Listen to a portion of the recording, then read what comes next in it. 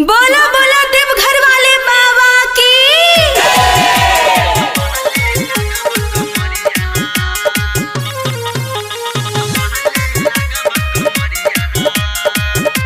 RLA music Sonki Darbhanga presents.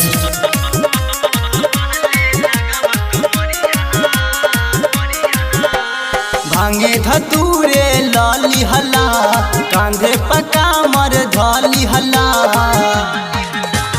भांगे धतूरे लाली हला, कांधे पका मर धाली हला। दुग शोभेला घंटी गगरिया, तू बांधेला माथे गमछिया से तब बहले लगबा कमरिया। तू बांधेला माथे गमछिया से तब बहले लगबा कमरिया।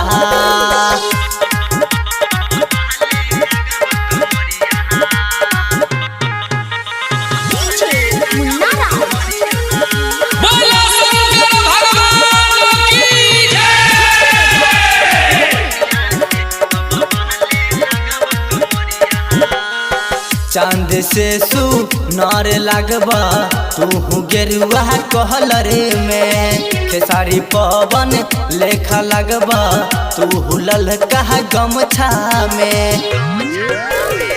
चांद से सुनार लगबा तू गेरुआ कहलरे में। खेसारी पवन लेखा लगबा तू हुलल कहा गमछा में।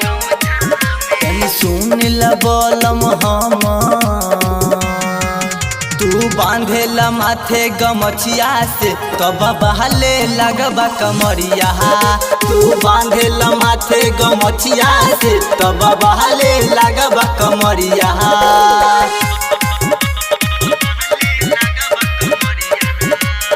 बोलिए शंकर भगवान की।